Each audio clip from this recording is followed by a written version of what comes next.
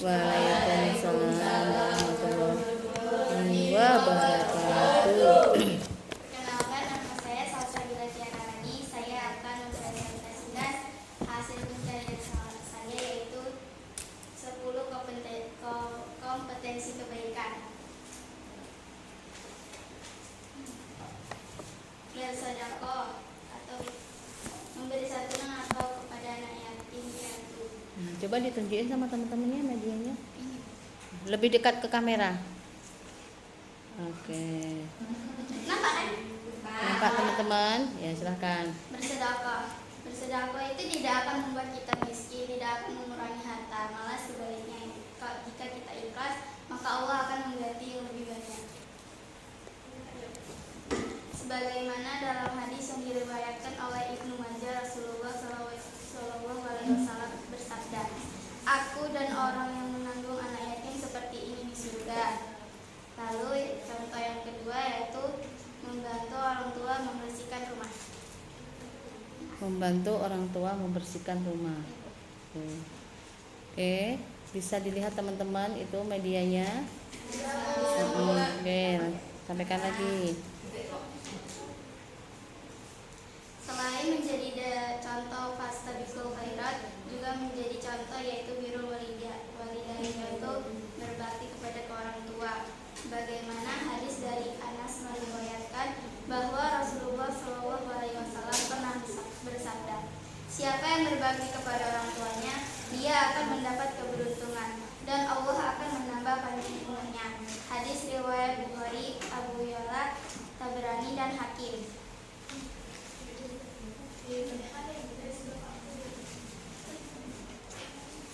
Tiga. Boleh. Satu lagi. Yang ketiga yaitu membersihkan kelas. Kebersihan. Coba ke sini. Membersihkan kelas. Kebersihan itu merupakan sebagian daripada iman. Jaga kebersihan kelas dengan cara kita rajin membersihkannya, seperti kita piket kelas, piket di luar, dan sebagainya. Sebagaimana firman Allah, "Dan tolong menolonglah kamu dalam mengerjakan kebajikan dan takwa, dan juga tolong menolong dalam berbuat dosa." Dan jangan menolong dalam berbuat dosa dan pelanggaran, dan takwa kamu kepada Allah, sesungguhnya Allah amat berat. Quran surat Al-Maidah ayat 2. Sekian presentasi dari saya. Wassalamualaikum warahmatullahi wabarakatuh. Waalaikumsalam.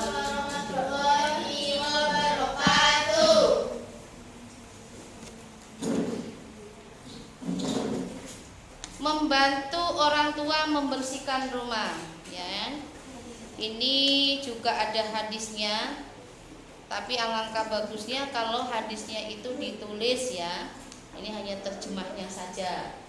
Nah, lebih lengkapnya ditulis seperti teman-teman yang lain tadi. Nah, ini. Ya, jadi ini nanti juga bisa kalian ambil untuk kegiatan kultum setiap hari Jumat. Atau bisa juga kalian ambil seperti yang disampaikan Pak Puri tadi. Besok kita akan programkan untuk safari Ramadan yang Ramadan yang akan datang. Terus juga bisa untuk kegiatan-kegiatan Islami lainnya, di Rohis, di kultum setiap hari Jumat. Nanti bisa kita sampaikan dan kamu bisa ambil dari hadis-hadis yang sudah kalian ambil buat makalah seperti ini, ya, untuk yang lainnya. Nah, kalau ibu lihat dari 3 tadi itu sudah paham, ya, tentang seperti apa sih sebenarnya aplikasi atau pelaksanaan daripada fastabiqul khairat, kompetensi dalam kebaikan. Nah, jadi intinya kalau kalian sudah paham, sudah bisa memberikan contoh kayak begini, ya, seperti ini udah bisa memberikan contoh, berarti kalian sudah paham, ya, sudah paham apa saja yang harus kita terapkan dalam kehidupan kita sehari-hari. Mungkin saja tidak hanya 10 yang bisa kita contohkan, banyak sekali. Jadi kita mulai dari bangun tidur sampai tidur kembali itu kalau memang kita mau melaksanakan yang namanya fastabiqul khairat itu sudah banyak. Tidak kita sadari fastabiqul khairat kita banyak. Kamu bangun pagi, ya, di pagi hari itu kemudian kamu ambil air wudhu, ya, kemudian persiapan untuk sholat subuh, itu sudah fastabiqul khairat. Enggak kamu sadari kompetensi kebaikan yang sudah kamu laksanakan. Yang kedua, setelah kamu fastabiqul khairat, bangun sholat subuh tadi, kegiatan kamu membantu orang tua bersih-bersih rumah. Bagi yang perempuan tentu ada yang bantu masak, ada yang bantu cuci pakaian, nyapu, itu sudah fastabiqul khairat. Banyak enggak? Banyak. Jadi kalau kita enggak bisa memberikan contoh itu hal-hal yang tidak mungkin. Karena kenapa? Ini sangat mudah dan ini selalu kita lakukan di setiap harinya. Nah ya, termasuk membantu orang tua ini. Kemudian memberi santunan kepada anak yatim. Ini biasanya kita kalau di bulan Muharram itu biasanya dilakukan dengan membagi santunan kepada anak yatim. Bahkan mungkin di hari Raya Idul Fitri sebelum pelaksanaannya juga akan ada kegiatan kayak begitu, ya. Terus kemudian ini juga ada gotong royong, ya. Gotong royong juga fastabiqul khairat ketika mau 17 Agustus kemarin, bersih-bersih lingkungan sekitar, membakar sampah-sampah yang memang harus bisa dibakar, ya. Kemudian lingkungan kita nampak indah dan bersih, ya. Terus kemudian juga bisa memilah dan memilih sampah yang organik dan non organik. Kemudian bisa kita membersihkannya dengan sebaik-baiknya, itu termasuk fastabiqul khairat, ya. Jadi pertanyaan ibu sekarang, ada nggak yang belum paham tentang materi ini? Sudah paham? Sudah. Coba sekarang kalau sudah paham, ibu mau tanya, karena ibu belum hafal sekali nih namanya, ya.